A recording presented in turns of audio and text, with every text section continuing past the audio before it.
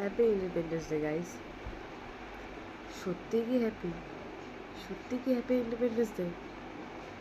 যদি হ্যাপি হয় তাহলে মেয়েরা রাত্রিবেলায় রাস্তায় বেরোতে কেন ভয় পায়?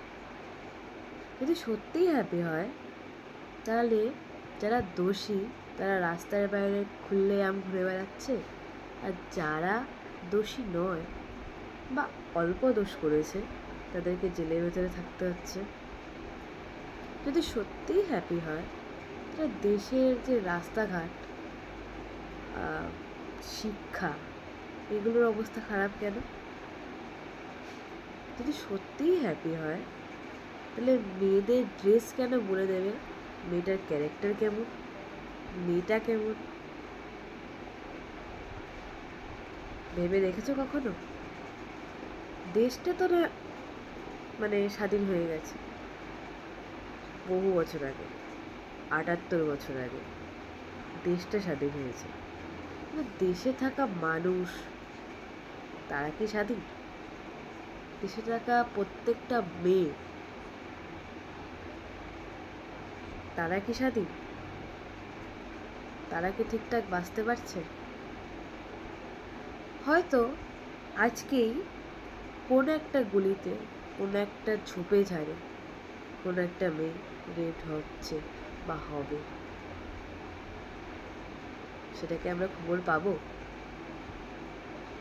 আমরা কেন শুধুমাত্রই কিছু জিনিসের খবর পেয়ে থাকি, কেন সব জিনিসের খবর পাই না?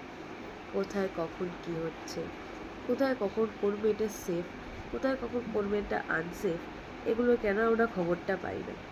এখন সেই ব্যাপারটা যতক্ষণ না খুব বাজে অবস্থায় গিয়ে পৌঁছচ্ছে, যতক্ষণ না সেই ব্যাপারটা মেয়েটা মারা যাচ্ছে বা মেয়েটার অবস্থা খুব কাহিল হয়ে পড়ছে, ততক্ষণ আমরা এই খবরগুলো জানতে পারি না যে কখন কোথায় কি হচ্ছে। শিক্ষার কথা বলতে মনে পড়লো, শিক্ষা আমাদের রাজ্যে এতই ভালো যে একদিনে ২৬,০০০ লোকের চাকরি চলে যায়। এতটাই আমরা ইন্ডিপেন্ডেন্ট, এতটাই আপনারা সেফ। বিভিন্ন জিনিসের মাধ্যমে বিভিন্ন রকমভাবে মানুষের মুখ বন্ধ করে রাখা হয়েছে। আর কবে খুলবে এই মুখ? আর কবে উঠবে প্রতিবাদ? আর কবে করবে মানুষ প্রতিবাদ? কবে আমরা স্বাধীন হব? প্রশ্নের যদি উত্তর থাকে অবশ্যই জানবেন। Happy independence day.